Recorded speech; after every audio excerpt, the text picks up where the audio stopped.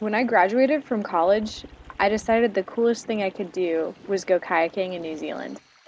Greenery, ridiculously blue water, waterfalls, and I was to learn hiking with your kayak.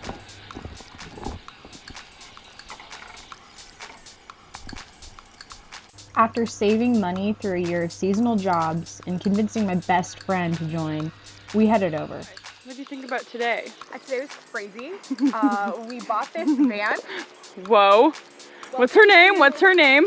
Brandy. Very nice.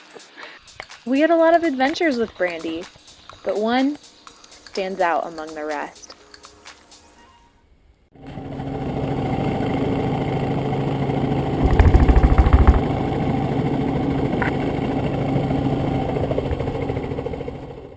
We met Joe, his little brother Will, and Will Stone when they were driving around Fox Glacier. Angus had boated with them before. Having had success on our first heli trip to the Perth, we were keen to get out again. Nothing too committing. We planned to fly in for a half-day trip down the lower Hokitika. However, some of the guys in our crew had done the run before, so we negotiated to fly in one gorge above the normal lower put-in to the Gates of Argonath, adding Kawau Gorge. We had a topo map that showed a 1.5 kilometer trail to go around the gorge if needed. With such a short distance, we figured we had a backup plan. We later learned that the trail had opened a matter of months before our trip, having been inaccessible for the last 40 years.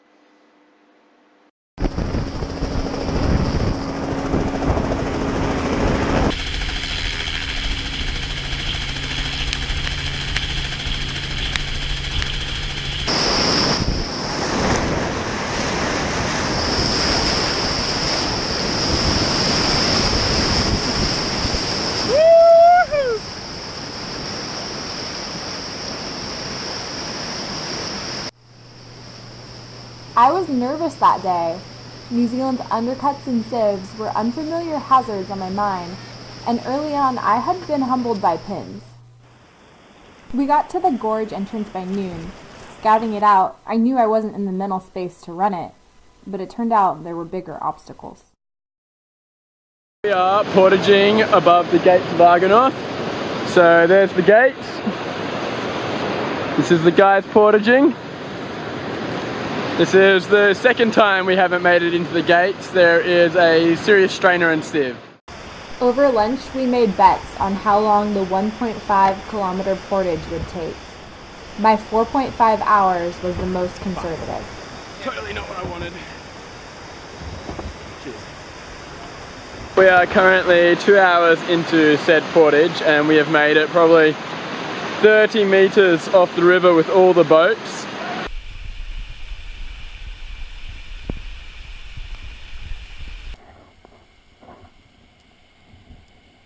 If I had looked at the map more, maybe I wouldn't have felt like we had such a good backup plan. 4 hours in, I faced the crux of the trip. So far, a muddy, narrow, 900-foot vertical ascent.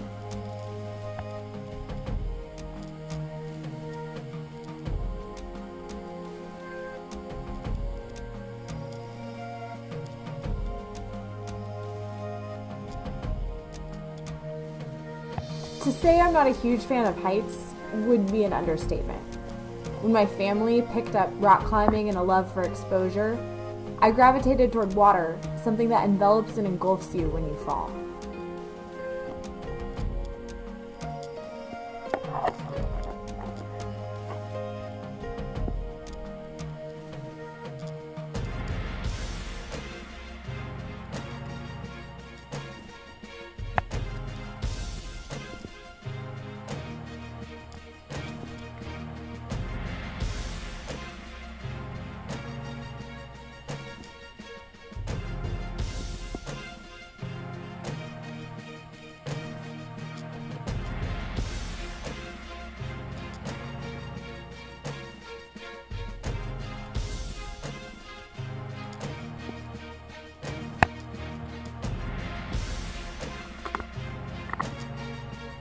Getting the boats to the top required a series of 7 rope systems. We all took turns hauling, shifting, and securing the boats to trees that served as our only anchors. The trail began to level out, and finally, we got to a point where we could shoulder our boats.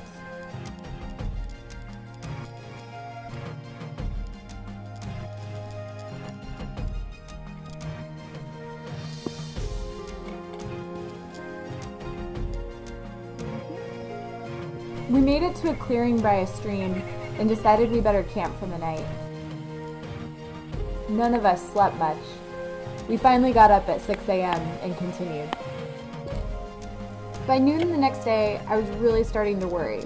We were all cold, sleep deprived, and exerting a lot of effort on little to no calories.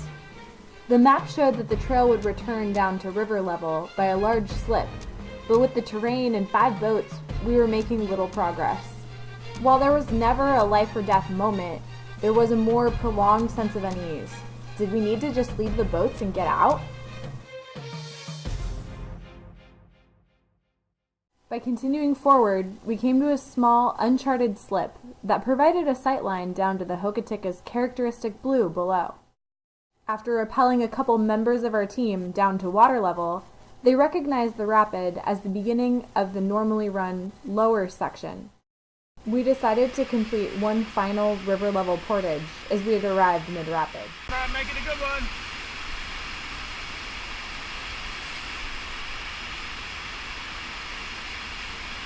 Easy. Back in our boats by 3 p.m., our 1.5 kilometer hike had totaled 27 hours. Paddling out, I tried to process what had just happened. I didn't go to New Zealand for an epic. In fact, there are a ton of other stories I could share. But what the Hoki Gorge brought me was something I hadn't realized before. In my fear, there was also an eerie sense of wonder, a fascination with the possible. While my fear was a negative projection onto the unknown, wonder approached it with openness and a sense of curiosity. Oh, I love this place. Always asking, what's next?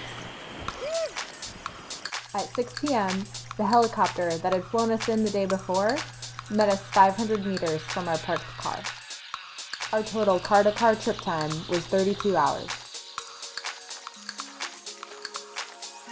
Sorry if I made you feel like this was less than real. You can show me the real you. Baby, I feel your whole but please try to understand. I'll never walk, I'm not like that.